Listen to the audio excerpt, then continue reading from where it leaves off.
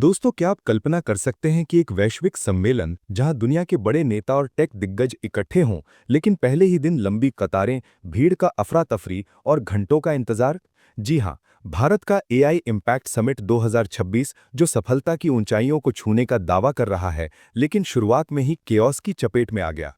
क्या ये समिट भारत को एआई का ग्लोबल हब बनाएगा या सिर्फ एक बड़ा हंगामा साबित होगा? चलिए ब्रेकिंग अपडेट्स के साथ जानते हैं पूरी कहानी। क्या हुआ? कल 16 फरवरी को दिल्ली के भारत मंडपम में प्रधानमंत्री नरेंद्र मोदी ने इंडिया एआई इम्पैक्ट समिट 2026 का उद्घाटन किया। ये 5 दिनों का मेगा इवेंट है, जहां 100 से ज्यादा देशों के डेलीगेट्स, 20 से अधिक राष्ट्राध्यक्ष जैसे फ्रांस के प्रेसिडेंट इमानुएल मैक्रोन, ब्राजील के लूला डा सिल्वा और टेक जायंट्स जैसे ओपन एआई के सैम ऑल्टमन, गूगल के सुंदर पिचाई शामिल हैं। समिट का फोकस है रिस्पॉन्सिबल एआई, इंक्लूसिव ग्रोथ और सस्टेनेबल फ्यूचर पर। मोदी जी ने कहा कि एआई भारत की इनोवेशन को दुनिया के लिए सॉल्यूशन बना सकता है। आज दूसरे दिन यूनियन मिनिस्टर अश्विनी वैष्णव ने घोषणा की कि एआई का यूपीआई जैसे ट्रस्टेड सॉल्यूशन लॉन्च होगा और अगले 2 सालों में $200 बिलियन का इन्वेस्टमेंट आएगा, साथ ही $1.1 बिलियन का फंड एआई स्टार्टअप्स के लिए। लेकिन पहले दिन की हकीकत? डेलीगेट्स ने शिकायत की लंबी क्यूज, ओवर क्राउडिंग और कंफ्यूजन की। घंटों इंतजार करना पड़ा, ट्रैफिक जैम से दिल्ली की सड़कें ठप हो गईं। क्या ये लॉजिस्टिकल फेलियर समिट की चमक को फीका कर देगा? क्यों महत्वपूर्ण है ये?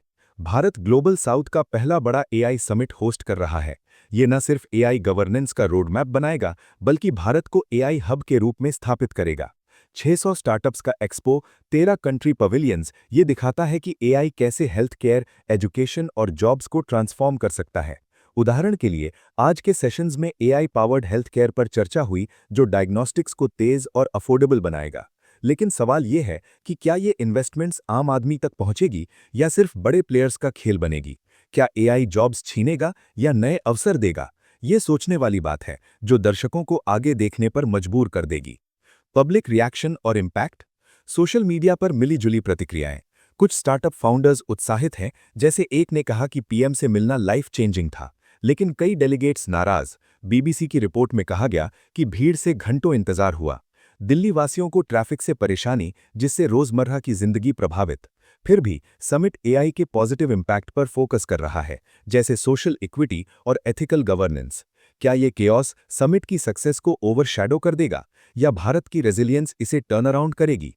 ये देखना दिलचस्प होगा। अब आगे क्या? समिट 20 फरवरी तक चलेगा। आने वाले दिनों में AI in health care, agriculture और क्लाइमेट चेंज पर सेशंस होंगे। ग्लोबल लीडर्स एक शेयर्ड रोड मैप पर साइन कर सकते हैं, लेकिन लॉजिस्टिकल इश्यूज को फिक्स करने की जरूरत है। वैष्णव जी ने माफी मांगी और बेहतर मैनेजमेंट का वादा किया। क्या ये समिट भारत को एआई सुपर पावर बनाएगा या केओस से सबक लेकर मजबूत होगा? दोस्तों, ये समय बताएगा। इस खबर पर आपकी क्या राय है? कमेंट में जरूर बताएं।